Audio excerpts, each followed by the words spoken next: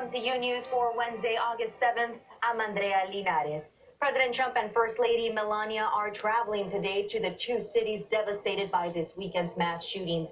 The first stop, Dayton, Ohio, where Air Force One already landed. Let's go to Lorraine Cáceres. She's at the scene with the very latest on the situation there. Lorraine. That's right, Andrea. The president arrived here about 2 hours ago, and it's been a contentious visit. A lot of people have come out to the scene where this tragedy took place to protest in regards to this visit by the president. Many people here chanting in support of the president, but many people also rejecting his visit, saying that it's not genuine, that he's here because he has to be here, and not really because he has any intention of genuinely supporting this community and sharing a moment with the victims and also this community that is in grief. A lot of the people here say that they do not welcome the president, and they think it's shameful that he's shown up a few days after this happened, that if he was very genuine about being here, he should have been here on Monday, just hours after this all happened. We also want to talk about new video that has come to light in regards to this shooting. Video that shows the gunman Connor Betts, hours before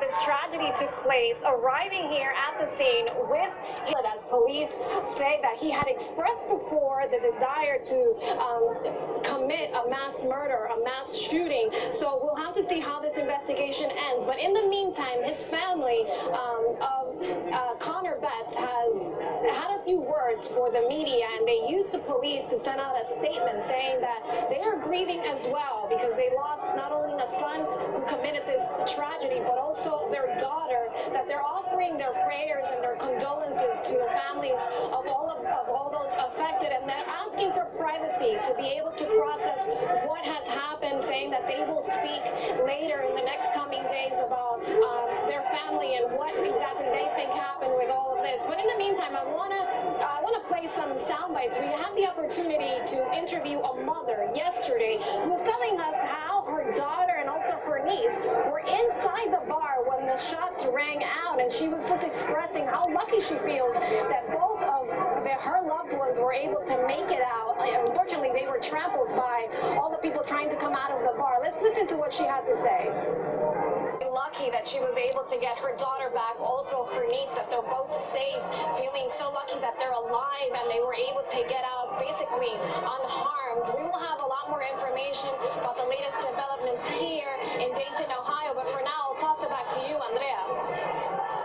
Thank you, Lorraine, for all these details. And I would like to add the following in regards to President Trump's visit right there in Dayton, Ohio. He will be meeting with first responders, also families of the victims, and he is also scheduled to meet with the mayor of Dayton, Ohio. That is Mayor Nan Whaley. She has been very critical of the president, but she has also said that she hopes Trump's visit will help move the community forward.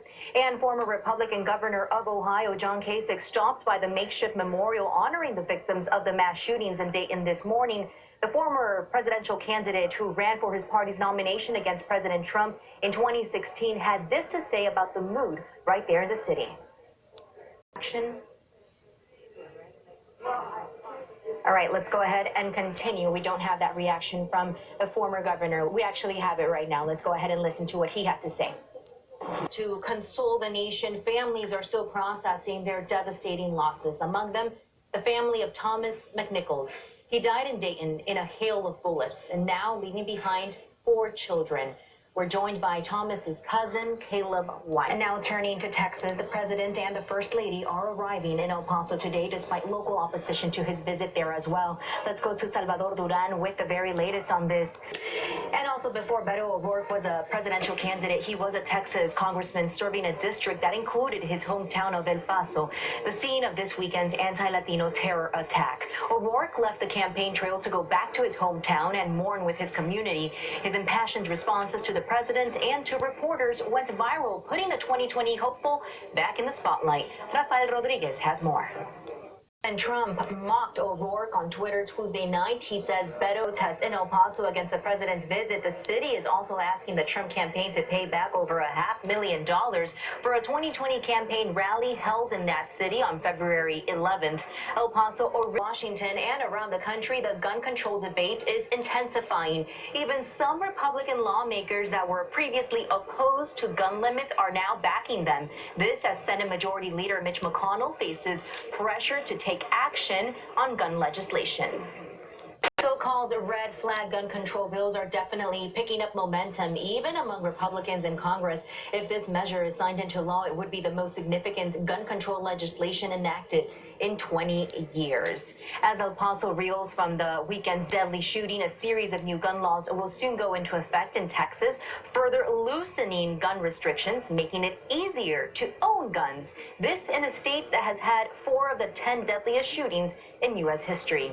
Ed Scruggs joins us now to discuss. When we come back, saying goodbye to those killed just over a week ago at yet another mass shooting. This, as the nation continues to reel from the onslaught of so many mass shootings, we're learning disturbing new details about the gunman who killed 3 people and injured 13 others at the Gilroy Garlic Festival a little over a week ago. Meanwhile, the victims continue to mourn and reconcile their frustration about political inaction.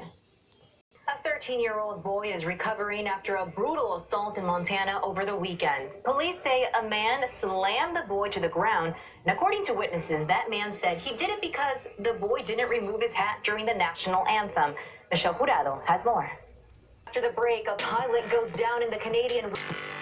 Welcome back to Unews. It's an incredible survival story. An American pilot lucky to be alive after his plane crashed into the Canadian wilderness, a tree slicing right through his aircraft. And incredibly, the pilot made his escape and actually recorded everything he did to survive.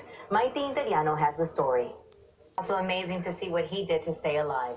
State and federal authorities are looking for 3 people who robbed an armored vehicle in Philadelphia last Thursday. From this short break, a bombing in a gas. Could your cell phone be information here on Unews? And Maite Interiano joins me now with a preview of everything to come in hour 2. Maite, what do you have for us? Thank you, Andrea. And yes, we're following on a number of major stories, including an update on a desperate situation last night in Times Square. Hundreds of people running for their lives after a loud explosion was heard. Broadway shows were even paused because of the panic. We'll tell you what authorities are now saying about this incident. Also, we'll take you to Texas, where the police are being on the defensive after an African-American man was forced to march down the streets while in police custody and a rope tied behind his back. And they're supposed to be the smart biodegradable option, but new research is revealing that certain food containers at several well-known fast casual restaurants may contain cancer-causing chemicals. Those details and so much more coming up in minutes. Andrea, back to you. Quite worrisome, that information there. We'll be waiting for you, Maite. But first, coming up next, right news. He was a school janitor more than 2 decades ago, but now he's the boss. It's a story of perseverance and belief. Azul Alvarez shares the story of a school superintendent in California who never gave up on his American dream. Check it out.